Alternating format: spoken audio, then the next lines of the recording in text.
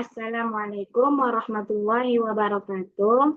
Sebelumnya, perkenalkan nama saya Novita Naila Rizky Nasution dengan nomor BP 2422045 dengan mata kuliah Kinetika Reaksi Proses Pangan. Nah, di sini saya ingin menjelaskan definisi katalis. Katalis adalah zat yang dapat mempercepat laju reaksi kimia tanpa ikut habis atau mengalami perubahan permanen selama reaksi berlangsung.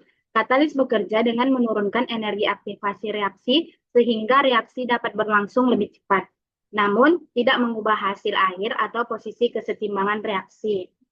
Mengapa katalis bisa mempercepat laju reaksi? Katalis dapat mempercepat laju reaksi karena menurunkan energi aktivasi dengan menyediakan jalur reaksi alternatif, sehingga lebih banyak molekul reaktan dapat bereaksi dalam waktu yang sama. Selain itu, katalis meningkatkan tumbukan efektif dan mempermudah terbentuknya produk tanpa ikut habis dalam reaksi. Selanjutnya ada katalis homogen, heterogen, dan enzim. Katalis homogen adalah katalis dan reaktan yang berada dalam fase yang sama, biasanya cair. Yang kedua itu adalah katalis heterogen. Katalis dan reaktan berada dalam fase berbeda, umumnya katalis padat. Yang ketiga itu ada katalis enzim. Nah, katalis enzim ini adalah katalis biologis berupa protein yang dihasilkan makhluk hidup dan bekerja sangat spesifik terhadap substrat tertentu. Selanjutnya ada mekanisme reaksi katalis. Mekanisme reaksi katalis yang pertama itu adalah katalis homogen. Katalis homogen, katalis yang membentuk senyawa antara intermediat dengan reaktan, lalu terurai kembali menjadi produk dan katalis. Yang kedua ada katalis heterogen. Katalis heterogen ini adalah katalis reaktan yang terabsorpsi pada permukaan katalis, bereaksi di permukaan, lalu produk terdesorpsi. Yang ketiga ada katalis enzim. Katalis enzim ini adalah substrat berikatan pada sisi aktif enzim, membentuk kompleks enzim substrat, kemudian produk dilepaskan. Selanjutnya ada keunggulan dan kelemahan katalis. Keunggulan dan kelemahan dari katalis homogen adalah keunggulannya aktivitasnya tinggi, selektivitasnya baik. Sedangkan kelemahannya itu dia sulit dipisahkan dari produk. Yang kedua ada katalis heterogen. Keunggulan dari katalis ini mudah dipisahkan, dapat digunakan ulang. Sedangkan kelemahannya itu adalah aktivitasnya lebih rendah dibandingkan homogen. Yang ketiga adalah katalis enzim. Katalis enzim ini keunggulannya sangat selektif, kondisi operasinya ringan. Kelemahannya itu sensitif terhadap suhu dan pH. Nah, kemudian ada contoh reaksi oleokimia dan bioenergi. Yang pertama adalah esterifikasi dia dari katalis homogen, di mana katalis ini asam lemak bereaksi dengan metanol dan menghasilkan ester dan air. Kemudian ada hidrogenasi minyak. Hidrogenasi minyak ini ikatan rangkap pada minyak diubah menjadi ikatan tunggal. Kemudian yang ketiga ada produksi biodiesel enzimatik, di mana trigliserida bereaksi dengan metanol akan menghasilkan metil ester dan gliserol. Di sini dia adalah enzim lipase. Yang keempat adalah fermentasi bioetanol. Fermentasi bioetanol ini glukosa difermentasikan dengan oleh ragi, difermentasikan oleh ragi.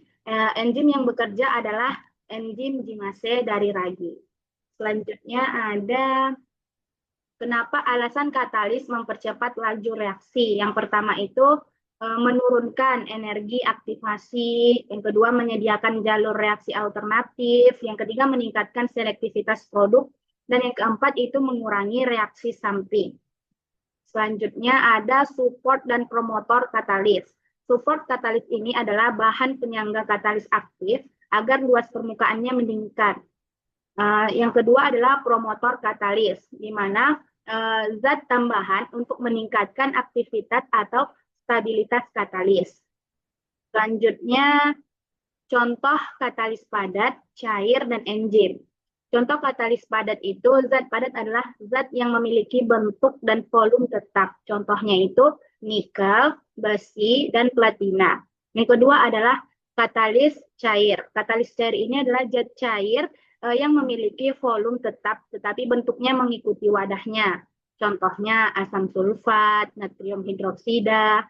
Yang ketiga ada katalis enzim. Katalis enzim adalah protein yang berfungsi sebagai katalis biologis. Contohnya enzim lipase, enzim amilase, dan enzim protase. Enzim lipase ini enzim yang memecah lemak menjadi asam lemak dan gliserol.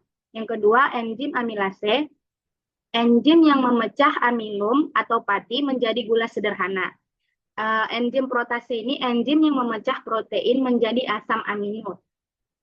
Selanjutnya, apa itu yang dimaksud dengan katalis mati? Katalis mati adalah kondisi ketika katalis kehilangan aktivitasnya sehingga tidak lagi efektif mempercepat reaksi.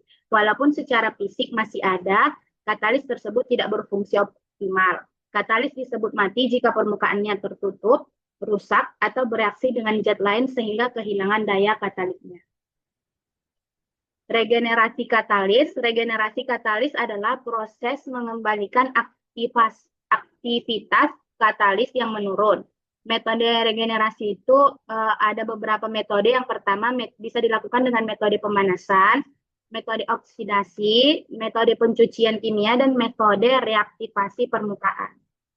Selanjutnya ada penyebab katalis mati. Penyebab katalis mati itu karena keracunan katalis. Di mana katalis tertutup zat pengotor, misalnya sulfur, timbal. Yang kedua, suhunya terlalu tinggi. Jika suhunya terlalu tinggi, maka struktur katalisnya akan rusak. Nah, yang ketiga ada permukaan katalis tertutup endapan. Yang keempat itu katalisnya ikut bereaksi sehingga tidak bisa digunakan lagi. Selanjutnya, harga dari katalis padat, cair, dan enzim. Harga katalis padat itu contoh katalisnya besi dan nikel. Harganya relatif murah, sekitar puluhan ribu sampai ratusan ribu rupiah per kilogram. Sedangkan yang platina ini sangat mahal karena logam mulia, bisa sampai jutaan, bahkan puluhan juta rupiah per kilogramnya. Harga katalis cair, contohnya asam sulfat dan natrium hidroksida itu harganya cukup murah dan mudah dibeli. Sekitar puluhan ribu sampai ratusan ribu rupiah per liter atau kilogram. Enzim lipase, amilase, protase itu enzim yang lebih mahal karena dibuat dari proses biologis, harganya bisa ratusan ribu sampai jutaan rupiah per kilogram atau liternya. Selanjutnya ada sifat katalis dan faktor aktivitas. Sifat katalis ini yang pertama luas permukaannya, yang kedua stabilitas termal, yang ketiga selektivitas, dan faktor yang mempengaruhinya itu ada beberapa. Yang pertama suhu, pH, konsentrasi reaktan, dan ukuran partikelnya. Selanjutnya ada aplikasi katalis di industri. Yang pertama oleokimia, itu dia memproduksi biodiesel, yang kedua bioenergi, dan dia memproduksi bioetanol dan biologis. Yang ketiga ada biogas. Biogas ini enzim yang mempercepat hidrolisis bahan organik. Dosis katalis disesuaikan dengan jenis reaksi dan kondisi operasinya.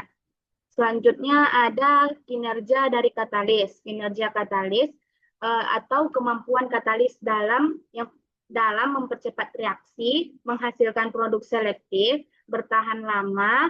Uji kinerja dilakukan dengan mengukur konversi dan selektivitas. Selanjutnya ada parameter yang diuji pada katalis. Yang pertama yang diuji itu adalah aktivitasnya, yang kedua selektivitas, yang ketiga stabilitas, yang keempat luas permukaan, dan yang kelima umur pakai katalis.